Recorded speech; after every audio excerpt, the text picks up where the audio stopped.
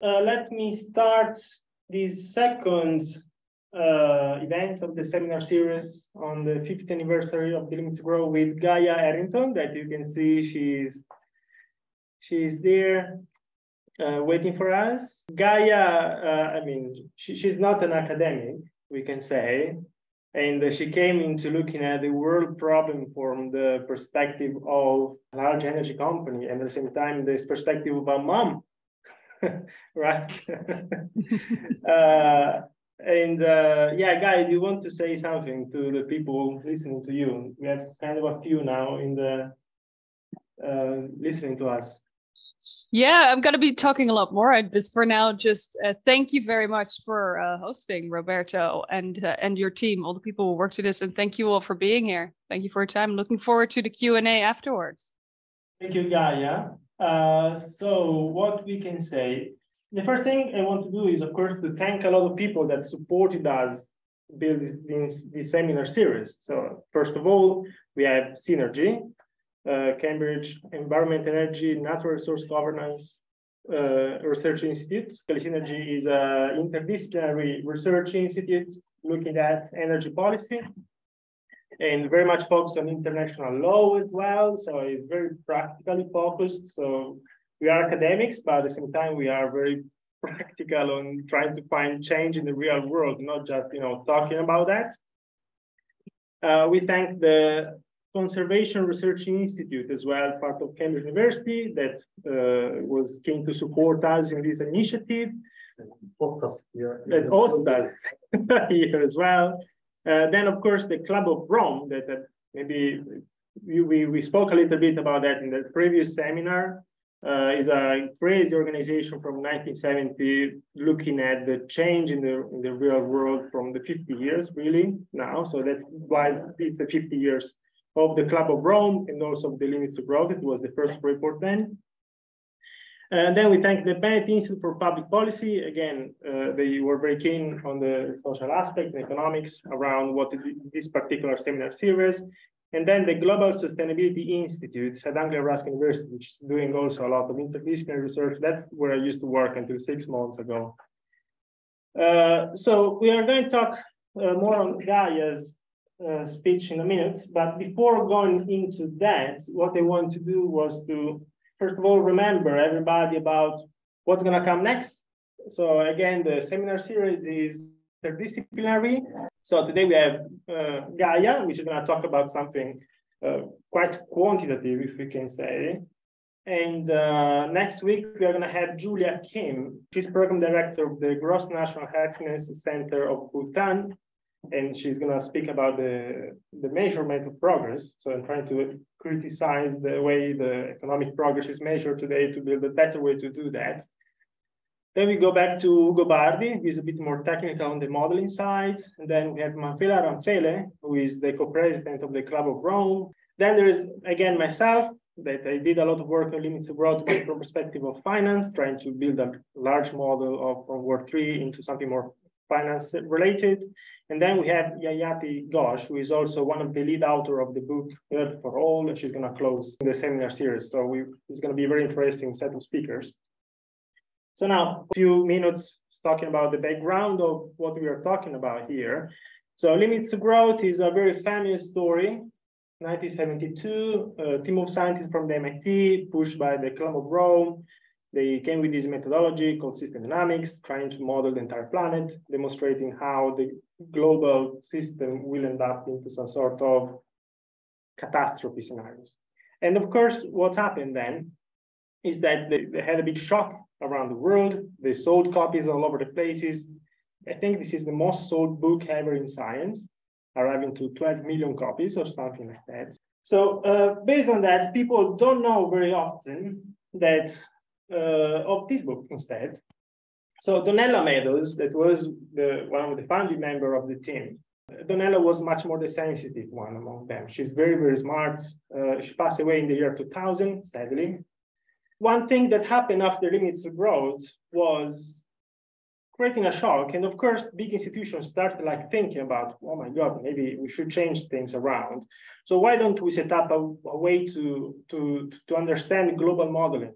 And so they start like putting a symposium together in a thing that today is the International Institute for Applied System Analysis. So it was created then.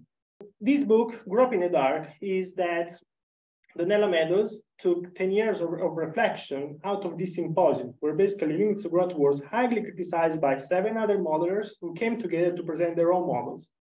If people want to understand, the limitation of limits of growth, want to understand what went wrong, what went well, this is probably one of the best books you can find to understand modeling in practice. And it is free to use, it's basically online, you can download it if you like as well. So very much suggested to look at. Then, of course, in the 1990s, limits of growth came back.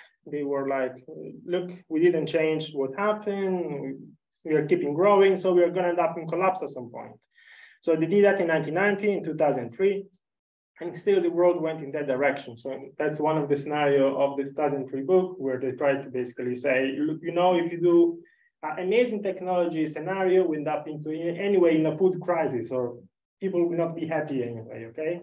And then after that, when one professor from Australia called Graham Turner brought it back into the discourses of everyone, because of course, the more we go towards that fatidic date of the 2020, 2030, 2040, when the world might collapse according to limits of growth, the more people are interested in looking at the data.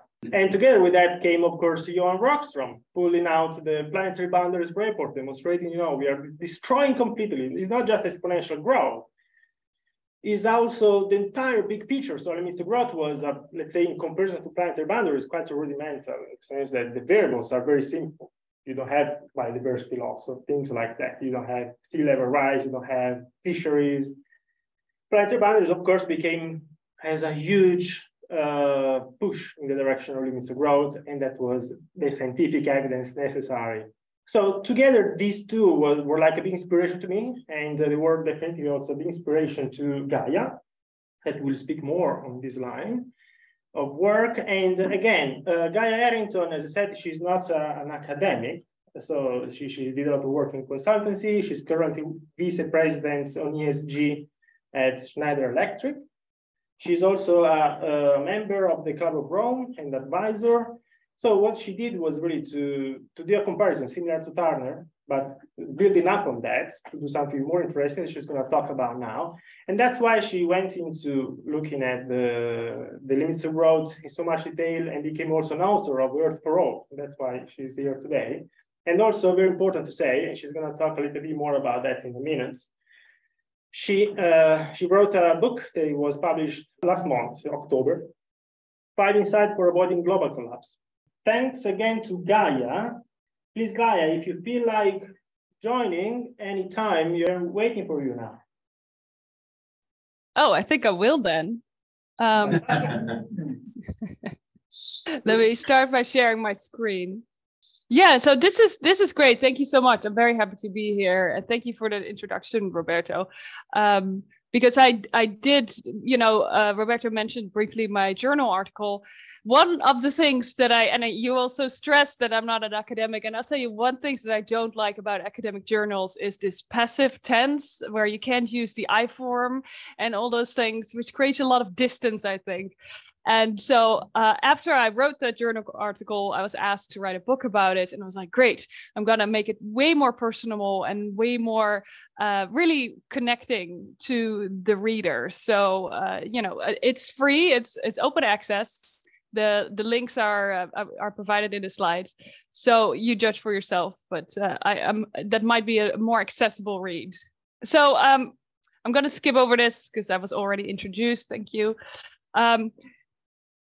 And also, what I like about that introduction from Roberto is that we can go a little bit more into the details. Sometimes when I present, it's not always, there's only so much you can get into, especially if the audience is not that familiar with system dynamics. And so I'm really looking forward to maybe giving a little bit more detail this time. Because you can actually read these graphs, I think. So these are the 4 scenarios from the limits to growth model, so world 3, that I used in my comparison. So what I did is I took 4 of these scenarios, I took the key variables in world 3, And then I compared that to empirical data, because that's the thing, right? This was created 50 years ago. I used the version of the last update, so in the 2000s, but it's still a couple of decades of empirical data. And it was a bestseller. And at the same time, it was so heavily criticized and very effectively, I would say, that over the decades, it really had lost a lot of its influence. And you would think that some of the critics would have bothered to do this empirical data check, right? If you think the model is wrong, you can prove it now. And what I did was I couldn't find it except for Turner's ones, but those showed a fairly close alignment. So I was like, well, let's see if that's still true today, right? The last one from him was 2014. Also, he used the earlier version of the World 3. So that's what I did. I took the business as usual, which is on the upper left, business as usual 2. Both of these are basically, they have no additional assumptions on our behavior. So it's basically historical behavior is assumed to continue. The only difference between these two is that in business as usual 2, it is assumed that there are twice as many natural resources as in business as usual, say 1. So resources, for example, are also then fossil fuels, for example. And that's just because we really don't know exactly what's in the ground. So some of the criticism was, well, you're underestimating how much oil we still have left in the ground. They were like, fine, you know what, we'll just double it. And what you see there, it's very interesting, is that because indeed that relaxes the resource constraint, right? And business as usual can continue for longer, and it only makes the collapse worse, as you can see very clearly. It's the biggest, it's because it can continue for longer, but then the collapse is only delayed, but it's certainly not avoided. Right? The cause ultimately is also changed from a resource scarcity towards pollution. So I would argue that's also pollution from greenhouse gases, right? So what this would be is the climate change scenario. On the lower left, we have comprehensive technology. That was another criticism at the time. You underestimate how innovative people are. I've always found that a very bold statement. I thought, wow, that's quite a thing to say to a couple of MIT scientists, right? Innovation. Have you thought about that? They did think about it. It was actually a variable or a parameter, I should say, in there.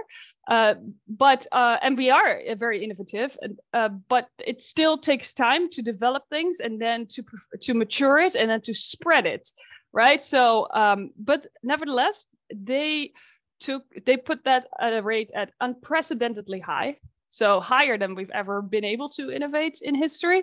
And that's how they came up with this comprehensive technology scenario.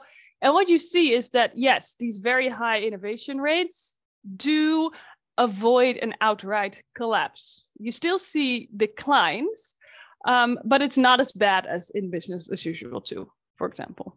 And then the last one on the lower right is stabilized world.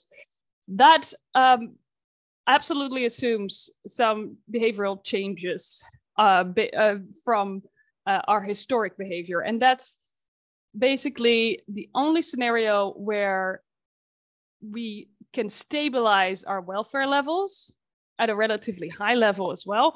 But it does assume that we let go of the pursuit of growth. In all the other scenarios, we keep going for the growth pursuit and in industrial output in this case, which is also a proxy for our material footprint, right? How much stuff we have. And instead of that, they divert those resources towards, very deliberately towards pollution abatement and human services. In this case, that's healthcare and education. All right, so sneak peek. On the right, you see a couple of the headlines when my research came out. On the upper right, when this journal article came out, they basically said we're right on track for collapse. So it's a little bit more nuanced. This is the overall impression, I would say, from my research. So I had many more variables, right? But the overall, this is the picture. Some were more, they had an even better fit. Some were more away from it, but basically it was this and overall. So the dashed purple line is empirical data. So what you see is a fairly close alignment with the scenarios. And the closest was to business as usual 2 and comprehensive technology. It was the least closely aligned with stabilized world. So what does that mean? What do we make of that, right? And by the way, if you're obviously more details are in my book. All the data sources there are in there. It's all referenced. Obviously, I used a lot from the World Bank, UN entities, Wackernagel's ecological footprint, of course. So more details on this are, of course, in my book. This is another variable I did. This matched very closely. It's arguably the one we would be most interested in, right? Human welfare, our well-being levels. So what this suggests is that we are at peak welfare right now, and we cannot improve it anymore.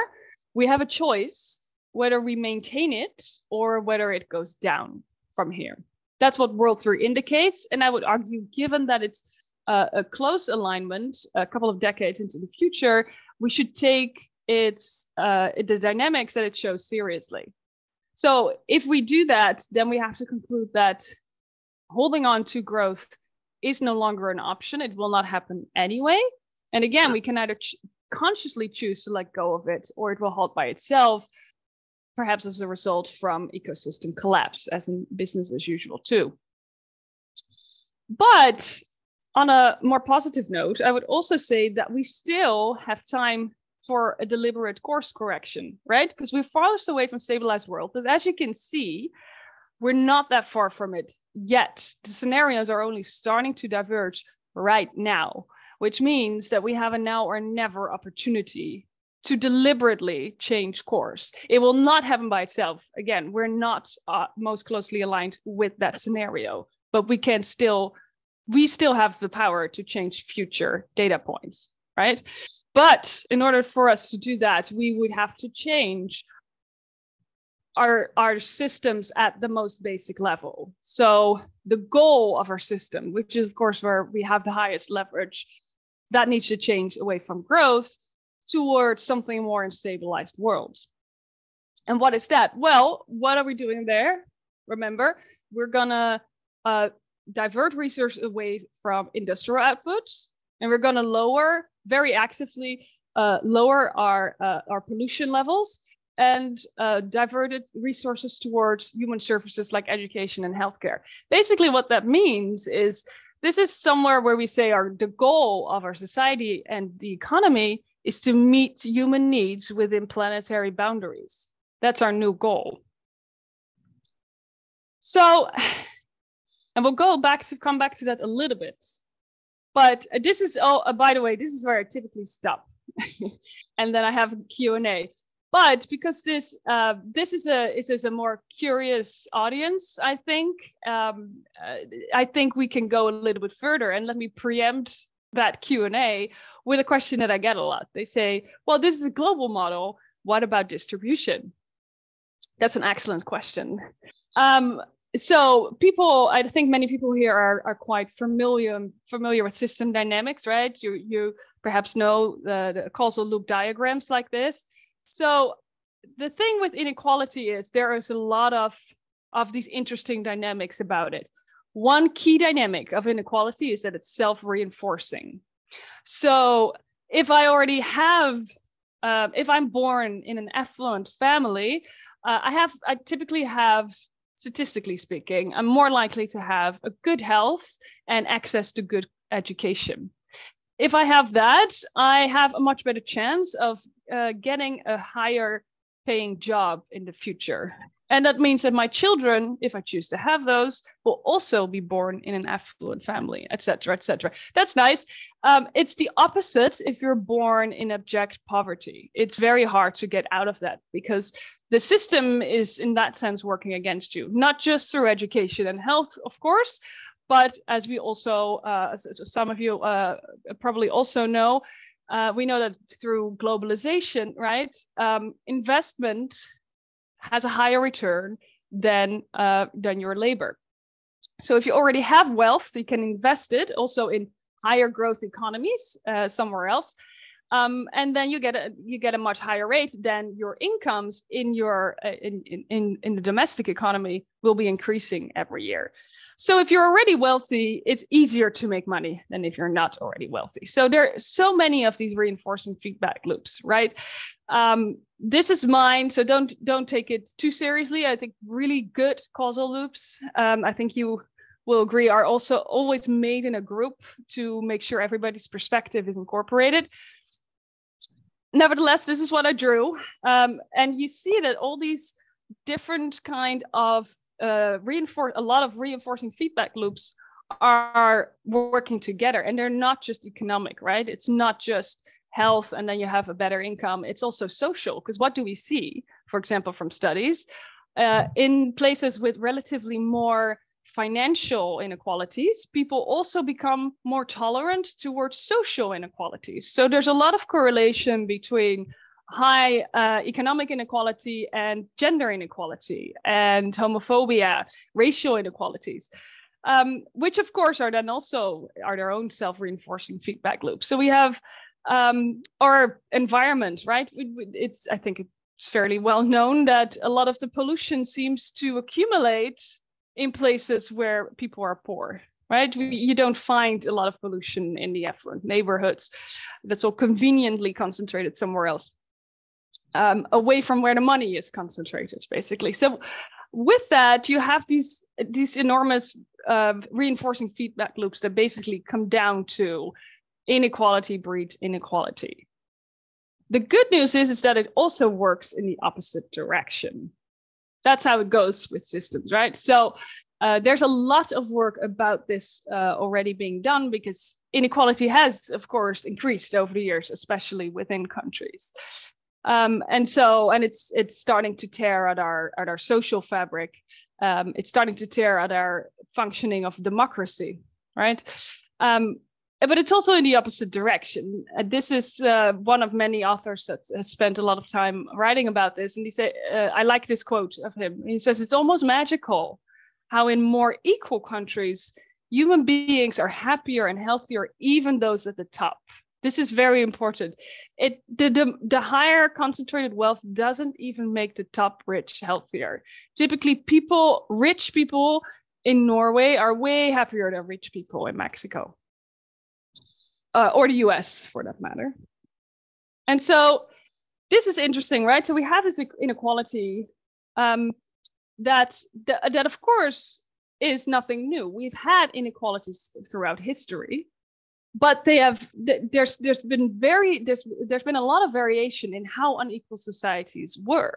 So I dug a little bit more into that, and I stumbled on the work of systems thinker and historian Rihanna Eisler, who lives in California these days. And she did a lot of investigation and research into this. And she discovered that basically throughout human history, we've had two models of social organization, so to say: domination model and partnership model. And in the domination model, we have a strong ranking. It's very hierarchical. We have men over women, men over men, race over race, religion over religion. So it's all very classist, sexist, etc. Differences between people are equated with superiority or inferiority.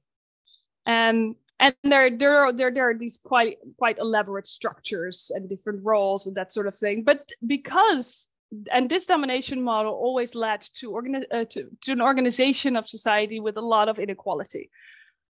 People don't actually like that. It is not our more natural state.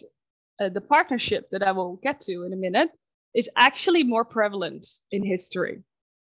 So it's actually hard to maintain these hierarchies, which is why there's a lot of violence and other kind of sticks and carrots in these societies to keep making it work. Then the partnership model is based on egalitarian structures. There's not a lot of inequality. There are some hierarchies, but these are more to facilitate decision making, basically. And there's still acknowledgement of differences, because there are differences between people, but they're not equated. They're not qualifying. And there's not a lot, and there's quite a lot of acceptance to it. There's a lot of acceptance to a lot of behavior, for example, homosexuality, but not so much of aggression, right? And one of the key things that Eisler found was that gender equity seems to be a major differentiator between these two. So this is the interesting thing that I thought, that I took from that, which is, in the domination model, because the gender inequality being such a key part of it, what was regarded as typically feminine, like caring for the environment, caring for one another, was structurally neglected. And so these societies were always doomed to fail because they were unsustainable. Is any of this starting to sound familiar? Yes. And nothing like that going on right now today, right? So the only solution they had to that was to continuously expand their territory, because they weren't sustainable. So they had very much in their society, there was this drive for growth, for expansionary growth, right? So that was another reason that there was so much violence. They needed to kind of cultivate this idea of a warrior tribe or a warrior society, because they needed that expansion to survive. The partnership model was sustainable. They didn't need to grow, and they typically didn't. And throughout history, again, they've been in that sense more successful, that they could sustain for a very long time. There is one Achilles heel, as you might suspect. If you don't cultivate a story of who you are as a people, as a warrior race, you do not divert a lot of resources towards defense or attack capabilities. So everybody can be a partnership tribe, and you only need one in the area to turn things ugly. So this is a very interesting, again, this is what I took from her work. It puts our current addiction to growth in historical perspective. This is why we cannot come together to tackle the big things like climate change, because it's not like we don't want to. The majority of the population does want more action towards climate change, also in the US, in many countries around the world. But we can't get it done. And it's because our social fabric is fraying from these inequalities. And this, as Eisler works tells us, is linked directly to our quest for expansionary growth. And it's precisely as the Club of Rome at the time also intuited. This is why they asked the MIT scientists, can you look into how this is connected? And that's how the limits to growth, of course, came to be. Why am I telling you all of this? Well, this is what we're talking about right now, right? This idea of who we are as a society, that goes down to the deepest level of the leverage. So we typically tend to observe the events, right? But that's only going to be reactive. We can only react to events. Sometimes we make models and we start to see patterns. We're like, hey, can we make a model of this? Maybe we uncover structures, right? Laws are forming the structures of what we do, which is a lot more effective already. But ultimately, everything that we do and our systems, like our economy and society, are built on our mental models of how we think the world works. And of course, our vision at the deepest level of what we think the world should be. What are our core values, and who do we want to be, right? And I think that's a very pertinent question right now, because as I said, my research shows that we have a now or never moment to turn around our current trajectory. I think what we do in the next decade will determine welfare levels for the rest of this century. And we have unprecedented power. We can change global weather patterns, and we can change our genes. And with that power comes the responsibility to really rethink, who are we and who do we want to be, and what world do we want to live in? Because contrary to what we've been told, and I'm quoting myself now, pardon me from my book, we do not require more growth to reduce inequalities. We've been told this, right? That's the promise of capitalism. We need more growth to reduce poverty. They just abject poverty is acceptable only because of this promise, right? No, they're gonna get there. They're just not there yet. They're just temporarily embarrassed millionaires. But capitalism will float all our boats. But we haven't seen that. We've only seen in the West, at least. We've definitely seen poverty alleviation in Asia, in the more still developing economies. But in the mature economies, it has done nothing for our happiness. It hasn't made us more happy. And in many countries, it has made us less happy because it's made it harder for us to connect through all these inequalities with one another. And my findings ultimately are that this comes from our mindset. Obviously, where I was getting at is that we need to take it way down on the domination model, right? We can do that. It is in our nature to work in a partnership model. And that's what we very deliberately will need to do. So we still have time to turn around society, but that will not go automatically. If instead of growth, we focus on meeting human needs within planetary boundaries, we can still have a planet that's thriving and where we really are happier.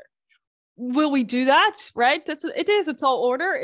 We need to redesign and rethink our entire economy, and with that society. This goes to our identity. We can do that. We've done that before in the past, but it's not easy. Then again, if you look at current surveys, there seems to be a longing for people for real change, systemic change. You see this, and this is all, and the surveys are linked below, but you see this quite strongly that there's a lot of, especially in the younger generation, but in general, and especially again in the rich countries, which makes sense, right? Because growth does very little for them there anymore. Even in the US, by the way, even among Republicans, they see, for example, income inequality as a major problem. They wish that the wealthiest were taxed more. American youth today, they are more often positive about socialism than about capitalism. That's huge in what I would say was capitalist headquarters just a few decades ago. In Japan, we see this too. So people around the world, again, especially in the OECD countries, they are starting to lose faith in our current systems, and they want deep changes. And we have the solutions. For sure, we have the techniques, right? I mean, we just need to deploy them, and we need more of them. But the problem is not that we don't have the technology to make the renewable energy shift. Again, it is in our society and economy. So, for example, the donut economics, these are the well-being economics, post-growth economics. The European Union just started a little team that they said, can you look into this post-growth economics? What is it? What would our economy look like? And nobody has the real answers to that yet, but they're looking into it, and people are offering up solutions, right? WeGo stands for well-being governments. New Zealand, Iceland, Scotland, a couple of countries are in there. They're looking into this. How do we govern if we're not looking only at GDP growth? Bhutan, of course, has done this for many years, but Julia Kim is going to talk about that. There's going to be a change in organizations, right? So companies, right now we're on the left side, right? You take stuff, you produce, and then you discard it again. We're talking now about sustainability, which is really just net zero, right? It's like, okay, so we do no harm. But really what you want to do is do what nature does, is you give back more than you take from society. So there's this concept of regeneration. How do you do that, right? Again, there are now toolkits for business in the donut economics. So this is all going on, and if you care to, you could do that too. Lastly, to bring it back, we had the Limits to Growth 50 years ago, and now the Club of Rome came out with another book half a century later, and they said, well, okay, so you didn't completely listen to your message, right? now that we're out of time for incremental change, these are the leverage points in the system that we want to work in if we want to make this transformation as quickly as we need it to do, because we are running out of time. So if you're everything you do matters, sustainability, to be very clear. Leverage is not the same as importance. But if you want to work in a leverage point, working in energy and regenerative agriculture, you'll be busy with that for the rest of your lives, and you'll feel very fulfilled, I think, because you're gonna be amplifying a lot of change. What I also want to point out is that 3 of the 5 leverage points are social. So even if you're working on combating climate change through renewable energy, right? That those are environmental issues. You always need to take into account that you take along your gender lens, that you empower the women around you all the time, that you consciously limit, if you're, for example, a policymaker, say in government or at a company, by the way, that you consciously limit the income inequality. So let's say CEO to average worker ratio. You can limit that, right? If this renewable energy shift, for example, it will not take place if the lower bottom feels like, because it's going to be a transformation. There's a lot of stuff going to happen. If they don't feel that the changes in there are shared equally, if the rich are not shouldering their share of this tumult that's going to happen, there will be social unrest. And of course, we're already seeing a lot of social unrest right now. And lastly, poverty, that's poverty between countries. This climate change is a global problem. If we don't consciously, deliberately help the poorest countries in the world grow in a different way, because they still need to grow because they're at subsistence level. But of course, for example, by sharing technology, so they can do that in a low carbon way. Again, climate change happens to all of us, right? And they will grow, and we cannot blame them for them. Thank you very much. I wanted to leave enough time to have a Q&A. These are the links that I promised, and I think I gave you plenty to talk about. And any questions? Let me hear it. Thank you, Gaya. Fantastic, awesome. So people do have questions from here. One. So let's start from. Okay, Woody Kahn, former editor of the Journal of Public Mental Health, and a member of the mental health group of the Faculty of Public Health. Wonderful talk. I really enjoyed it. Covered such a wide range of things. But I think you've repeated a mistake I've seen in many similar, though less ambitious talks. You're assuming that societal collapse follows other crises. That's very rare in human history. And good examples would be the collapse of the Hittite civilization, what little we know about the Easter Island civilization, or my mother's observations in post-Great War Germany, where the old Kaiser's order just collapsed in most parts of the country. I'm concerned that we won't get to the stage where we can do all the very positive things you've described. And there's anything that I would not also value of your points for making a sustainable planet, but they'd all be short-circuited if they were preceded by societal collapse. How can we ensure that people remain positive about, I think, the 5 main interventions you illustrated, all of which would be good? Any rational person would want these things. Possibly a few billionaires would resist at an emotional, reflective level. But we won't get to any of them if people are already losing trust in their communities, their neighbors, their own capacity. Now, I know Danny Dorling used some of his illustrations. So what do you say about ensuring that we are aware of the risk of societal collapse and prevent that social disintegration, complete loss of trust in institutions and communities, so that we can get as far as any of your 5 areas of intervention. Thank you very much. So Gaya, in practice, collapse of the economy and the disaggregation of the society in many, many pieces. So please, anything you can. Yeah, no, I think I actually think I mentioned that. So I think it's that's why I addressed the inequalities, right? Because this is not in a global model. And of course, yes, people are angry. I live in the US, I have noticed. And so tomorrow, the midterm elections, for example, I was talking about this with my husband, like, it's going to be bad one way or another, because if what we see, for example, is that the polls that are coming out from Republicans all say Republicans are going to win. It's also, there are also some people that say, well, but these polls are done not with a select group. They're not taking into account a lot of early mail-in votes, for example, or newly registered voters, which are predominantly Democratic. But so what you will see is then, if Democrats turn out to be voted more for than these polls indicate, people are going to scream, this was a false election. So it's going to be, I think it's going to be very interesting.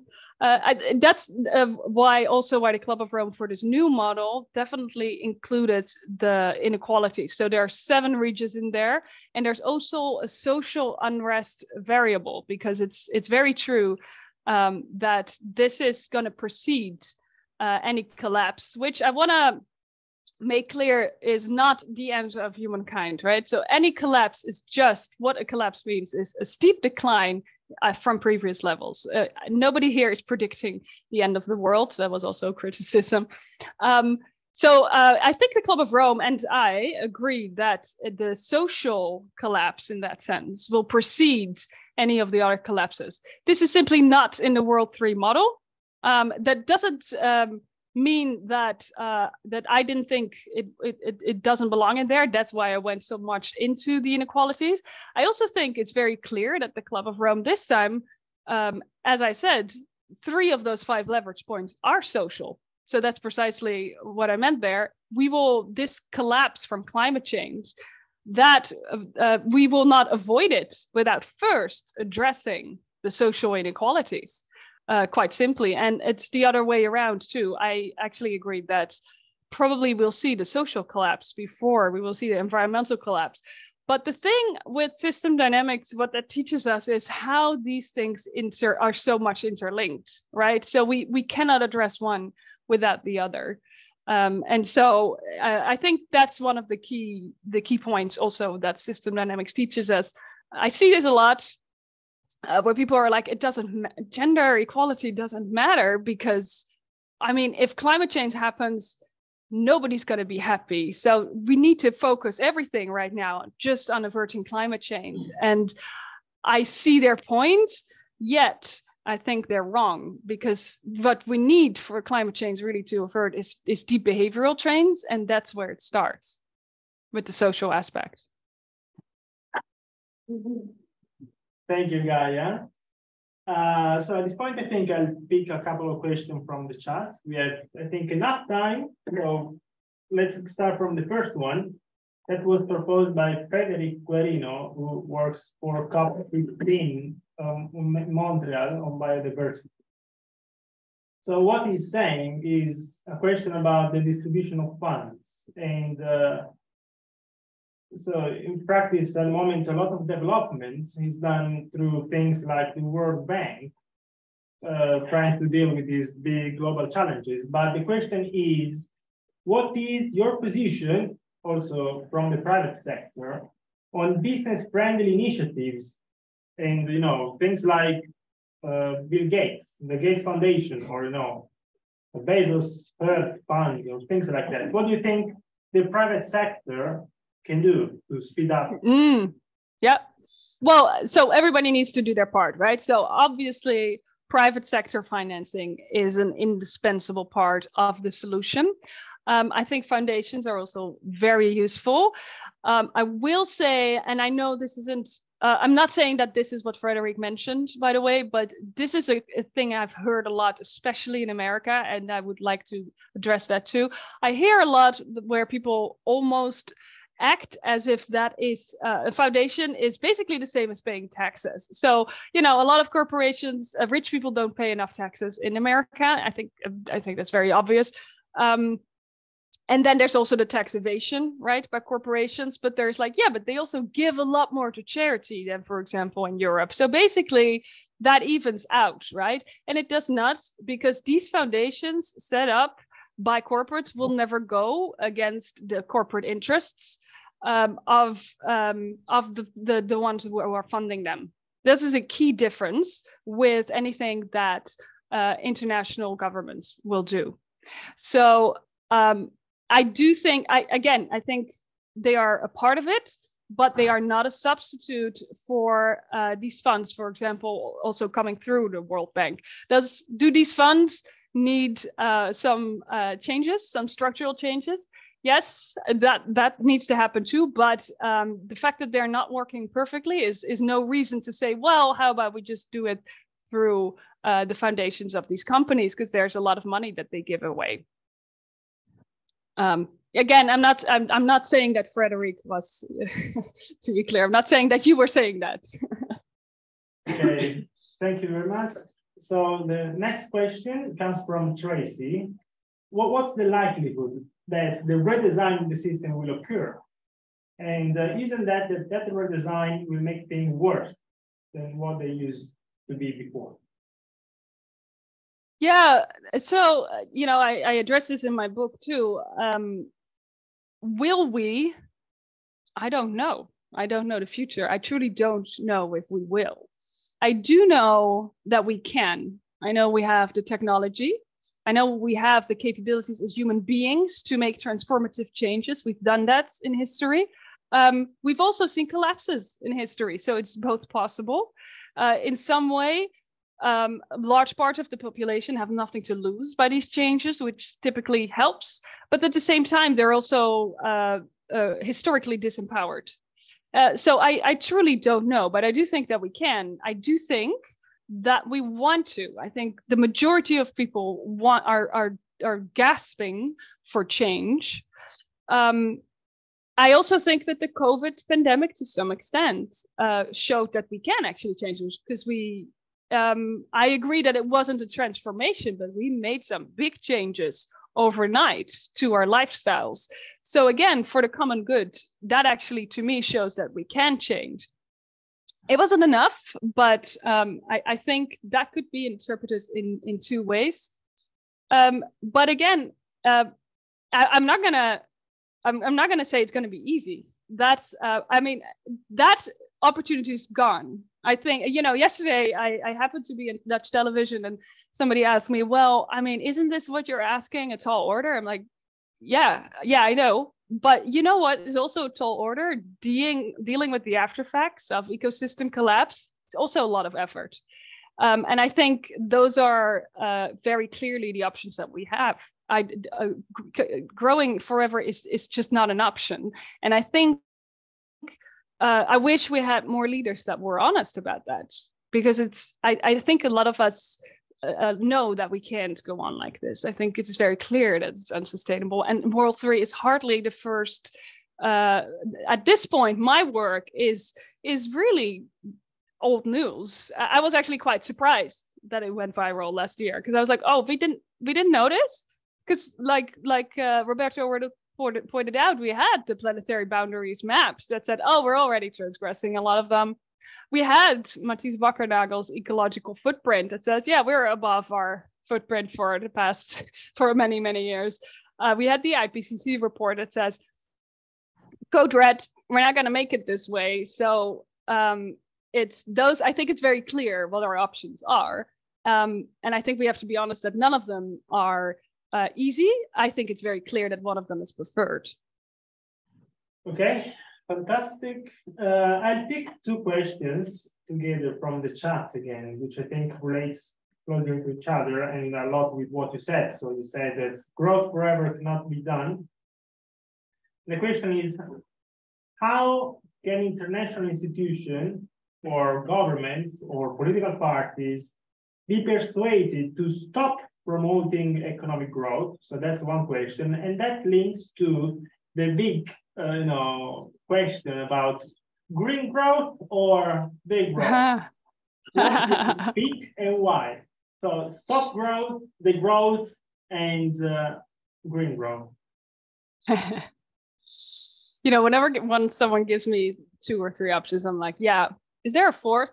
Because I none of those. So I'm talking about the global model, right? So on a global level, I am a growth, meaning I'm agnostic to it. I think our focus on growth is immature. I have a 1-year-old. She's very focused on growth, and that is very becoming given her age. We are supposed to be running societies. We're supposed to be adults. Growth is a terribly unambitious goal. So if we are going to well-being within ecological boundaries, if we can add to human well-being through growth, I think that's fine. And again, that is the case in new economies, for example. I think in the UK, for example, or in the US, there certainly needs to be done a whole lot of redistribution of resources, but we have enough stuff. So at that point, growth is clearly not contributing to our well-being anymore. In fact, it's detracting from it, because growth at all costs will then go at the cost of our social and environmental needs, which we also have.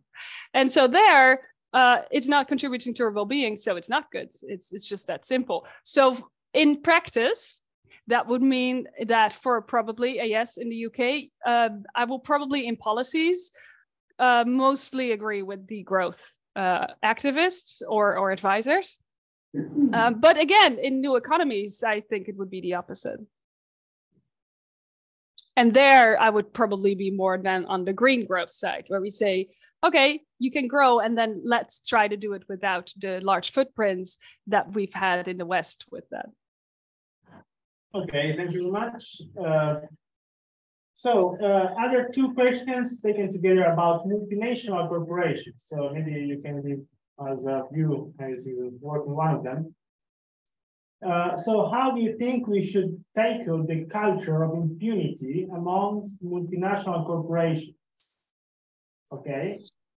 And how do you think companies, again, multinationals, can shift from the domination model to the partnership model?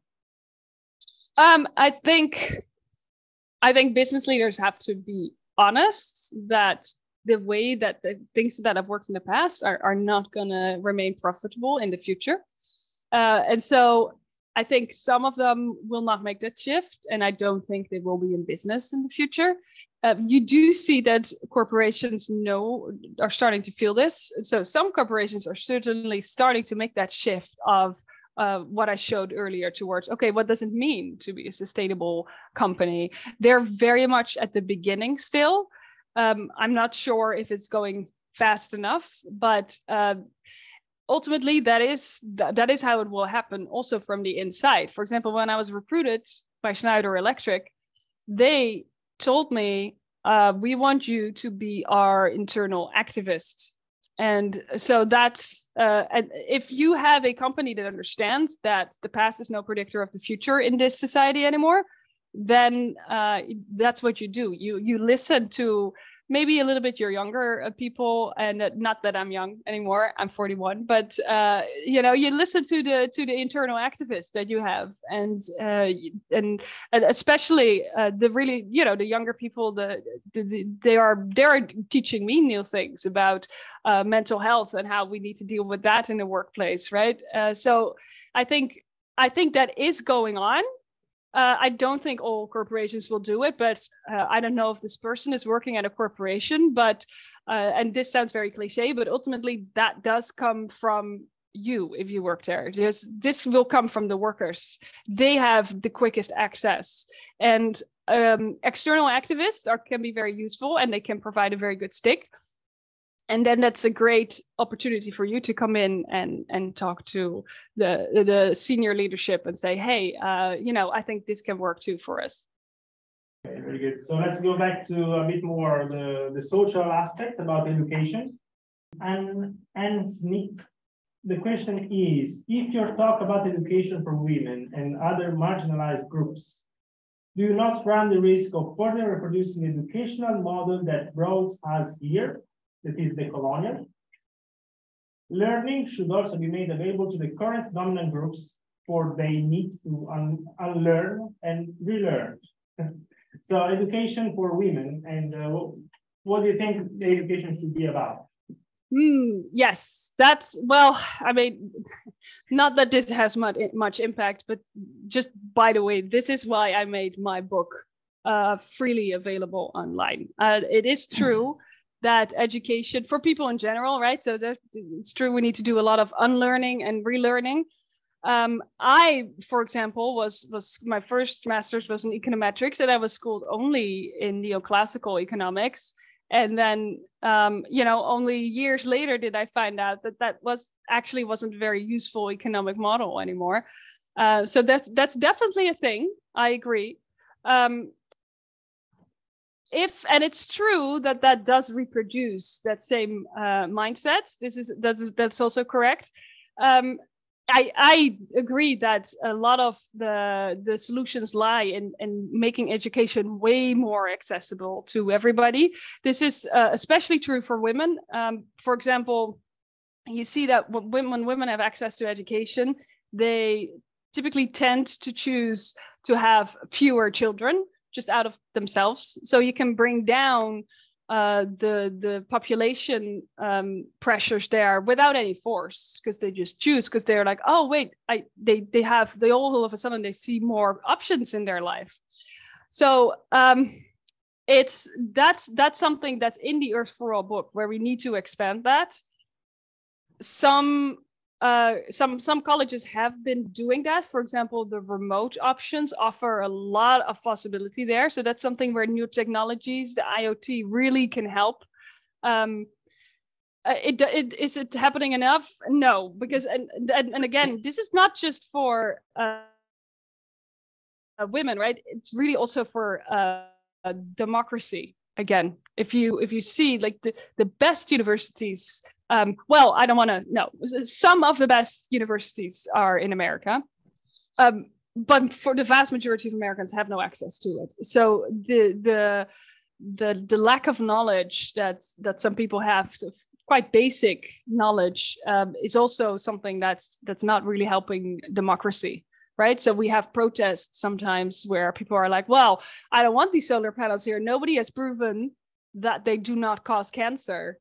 And it's very hard to have a meaningful discussion then with that person, because you can't disprove that. So this whole concept of falsifiability, so I think she's absolutely right. That is by the way is in the empowering leverage point. So we say especially indeed for women, but in general, broader access to education is incredibly important. Okay, fantastic. Thank you, Gaya. Changing topic, we go into finance. So a question from Joya is, how should the pension funds ensure they can secure an income without growth? This is with all due respect, this is a little bit, so we've all been trained to think that we need growth, right? I don't really see why we need to have growth to secure a future income. We can just make sure that we set the structures up that people will not have to starve at old age. The idea that we absolutely need growth, and if we stop having growth, that will no longer be there. I don't think there's really much base for it. It's a matter of do we prioritize that or not? Okay, that makes a lot of sense. So thank you for picking this particular from this angle. I think it was very interesting. Is it, in your view, how much influence on Earth system modeling does what we do here of natural capital, including ecosystem, assets, and services, find their way on national accounts? I think the vision that we see for this future that we want to work towards is really where we find new ways to measure things, right? So if we don't have this myopic focus on GDP anymore, it can be in there, but what if it's more of a dashboard of different things? How do we measure well-being?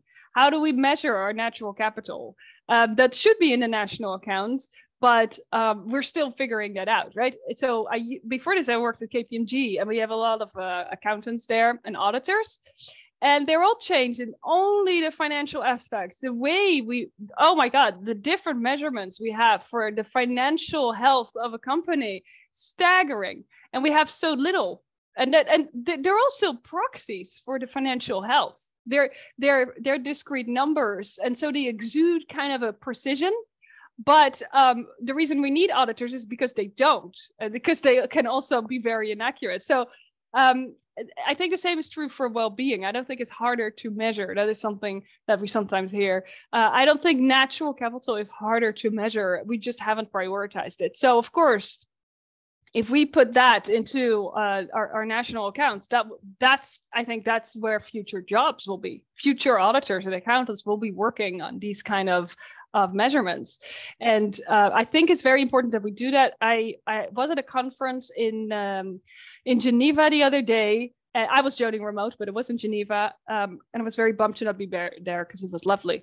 And there was this IMF director, Ralph Kami, and he said, and he was very much about exact financialization of nature ecosystems so that we can value it more.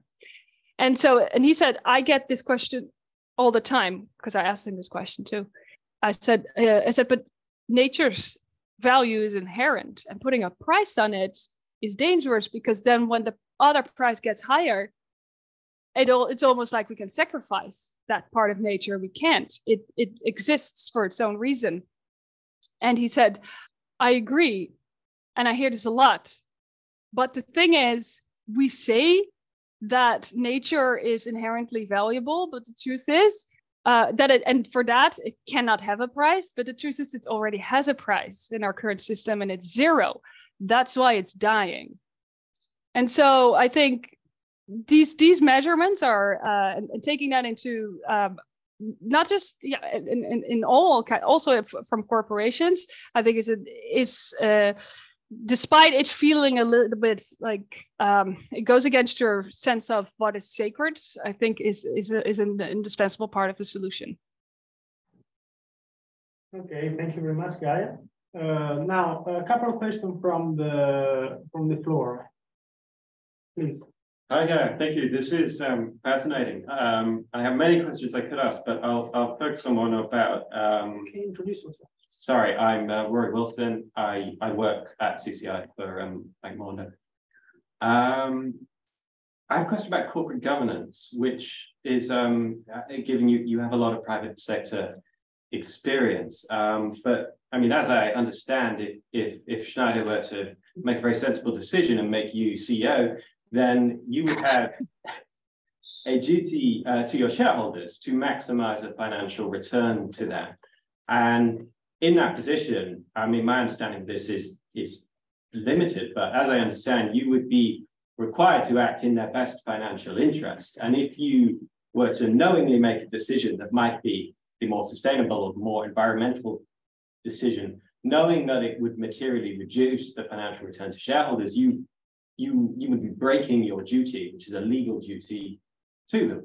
And for me, that seems like a big structural problem in how corporate governance works, that even if the person in the CEO's chair understands the importance of these issues, they're constrained by that framework. And do you think that is a problem, and have any suggestions as to changes to corporate governance that might address that? Yeah. Okay. So I'm going to be very Dutch and direct there, which is probably why I will never be CEO, because I'm not discreet enough. So I thank you for the question. I appreciate it. I disagree. I think that fiduciary duty has been used as a way to just not take responsibility for your externalities. These externalities will always find themselves back to your company in the long run, at which point maybe the CEO has changed, but they will become financial. I do not think that in the long run, what you do, that is, if you add true value to society, that can be bad for profits. What you do, and it could be in the short term profitable, but not in the long run. And I think that's more of the problem, that there's this short termism. That's why, for example, some companies like Unilever that are really trying to become a sustainable company have stopped producing quarterly results. Because they said, this is not helping anybody. You need to be able to think long term. I think if you're a good CEO, you will do that. So I don't think that there's so much of a balance that I don't think there's a trade-off actually. I think if you are good on the E, S, and G part, right, in the long run, it will benefit your company. And I think I know that this argument is being made. I'm not sure if it's always genuine in that sense. I don't think it's that much of a problem as it's sometimes made out to be. Thank you for saying that. I will tell my boss that you said that. Another question? Yeah, I might have missed this earlier on, but in case I haven't, I was wondering what specifically Schneider Electric have done around the biodiversity aspects of ESG. I'm Ben Jobson from the IBAS Alliance. Yeah, biodiversity, thank you. It's incredibly important. It is one of those things that is very, we're basically living in the sixth mass extinction right now, right? So the World Wildlife Forum brought out a report just, I think 1 or 2 weeks ago maximum, that said that almost 70% of animal species have now died out. So, and the ones that are not dying out at all are also miserable, right? So in population, cows and pigs, so the animals we eat for consumption basically, are very popular. So they're very successful in numbers, but their lives are miserable. So it's what we're doing to biodiversity and to animals and plants is really the sin of our times, I think. What is Schneider Electric doing? Like any other company, probably not enough. We were the first company to map our end-to-end biodiversity footprint. So we tried. That's how you start. Where are our biggest impacts? So we found that our biggest impacts are, because we're not in agriculture, right? If you're in agriculture, it's land use.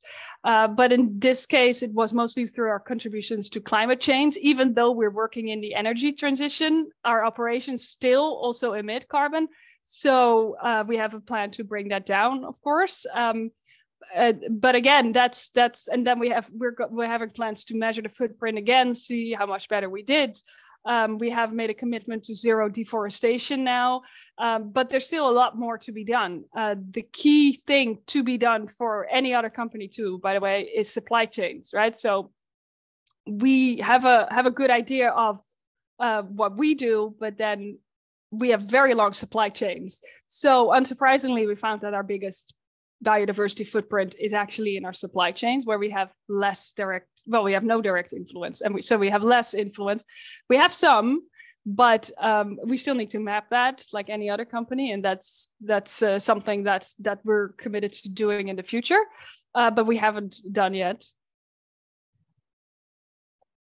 Okay, thank you very much. Please. Gaya, thank you. Thank you for asking that biodiversity question. This is a very personal question, Gaya. I hope that's okay. I can see that you are a leader in the prophetic sense. Not the only one in the no growth movement, but very clearly articulate, thinking ahead. How can you guard yourself from what could be very personal and intrusive attacks by the corporations? Oh, that's this reminds me of something. Before I started my entire research, I talked to an MIT professor, and not one of the authors, but he knew them, and he had trained with them. and he's also very accomplished in system dynamics. And so I spoke with him, and I asked for his advice. He was very helpful. And then he said, so you do realize that some people will not want to hear what you're going to find there. You might be attacked even personally. I've seen that happen to my colleagues and my friends. Do you have a thick skin? And I said, no, I'm very sensitive, but I heal quickly. And that's and that's sort of how I do this. And if you said you were going to be personal, so now I'm going to be personal too. I have my baby at home without any medication, and I will tell you, I will not go in details, but after that, there is nothing anyone can say to me that will frighten me. Okay. Thank you. Thank you very much. So we have another 10 minutes. So we have a question by Harro Kringsman. What is the very bold move that everyone can do to make a proper system change in one of the variables you're talking about? I will say, I think that's a good question, because it's very interesting about system dynamics. Working with systems, right, is very, it's almost a little bit spiritual, because you're doing a lot of things that, first of all, it starts with realizing that you do not have control, and you will be impacted by parts in the system that you could never influence. And then you have to find out how you can influence it. Even if you can, which you sometimes do, you still don't have control. So you just kind of, there's not a lot of certainty in working in systems. And it's always bigger than yourself, right? And yet, at the same time, it's so deeply personal.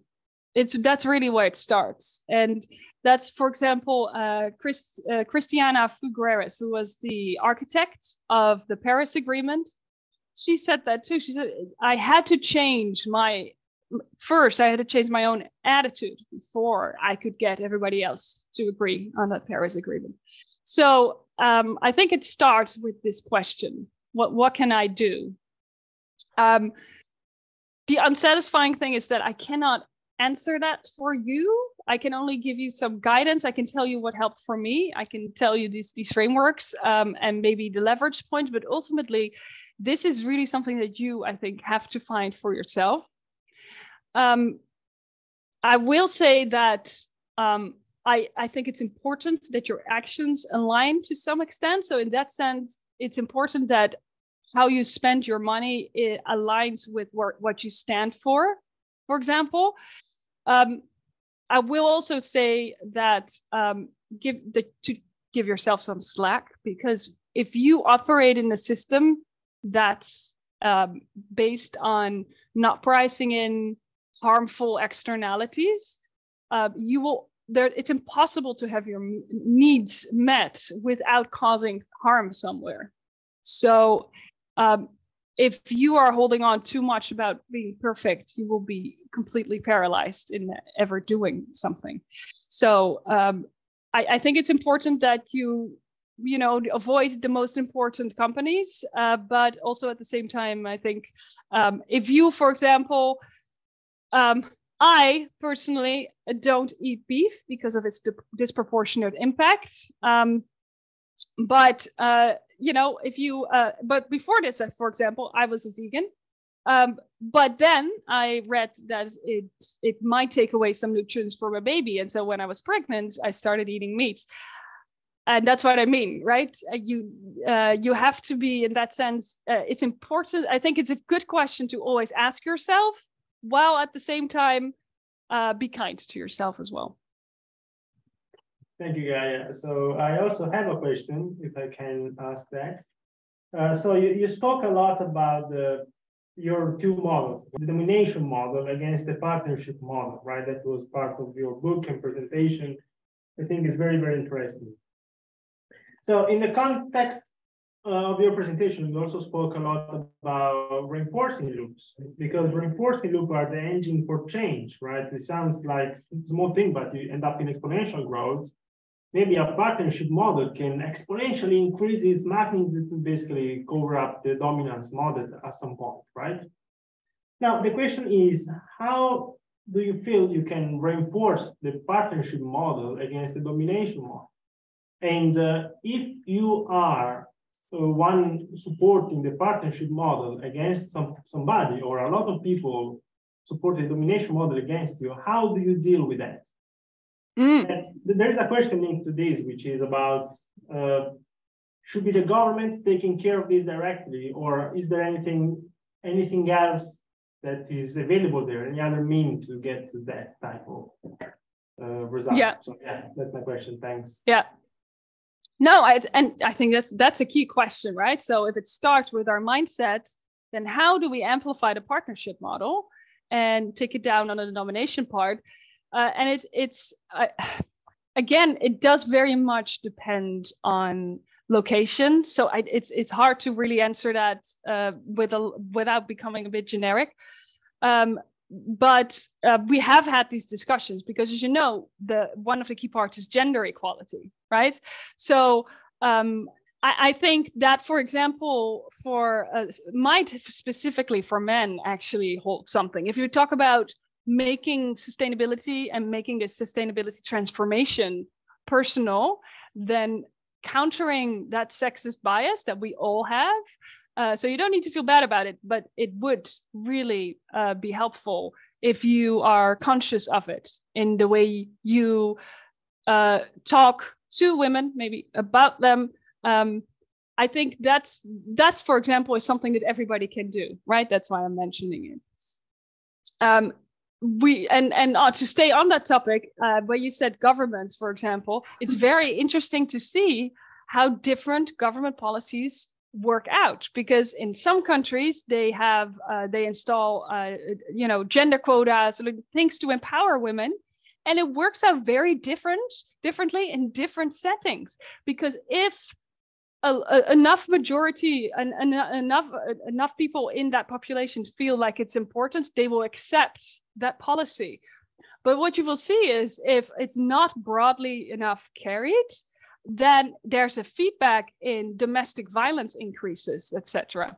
So it's very interesting. And that's why it's very hard to actually give a good answer to this, because it very much depends on a lot of factors in the specific setting. Okay, fantastic. So we have just the last very 2 minutes linked to what I said, partnership model against dominance model. It says, how are those two relating to voluntary reduction to a fee and dividend approach, which is, I don't know if you have a take on that, Gaya. Okay. Well, I mean, so there's more on that in the Earth for All book, but one of the policies in there is actually citizens funds that pay out dividends over the commons. So I think if we're talking about the social transition, right, and making that fair, offering some stabilization, what we see is that, for example, our data is actually a common good. If you think about it, it's now privately owned by tech companies, but really it should be, we create it, so it's our commons. So those kind of things, natural resources, of course, as well. So land, they really belong to all of us. And so I think one of the key solutions there is putting those in a government managed citizens fund and distribute dividends from that to the people. I'm not sure if I completely answered this question, but it was a little bit general, but that's actually a useful comment. It's a very, of course, complicated question, and then going back and reading Earth for All, I think is the answer. So thank you very much, Gaya, for your talk. I think it was very impressive. Everybody loved that. Oh, I'm glad it was useful. Just before we close, I just want to say next week we have Julia Kim. Julia Kim will speak about the measurement of progress, how Bhutan ended up doing these things in practice. So it is possible to do that, to get a happiness index and making that, available for everybody. So I invite everybody to come over next week. And then there is more to come as well that is actually going more in the micro aspect of it. So really, thank you very much, Gaya, for your support again. Thank you. Thank you. Yeah. Very good. Great to be here. Thank you all. Bye. Thanks.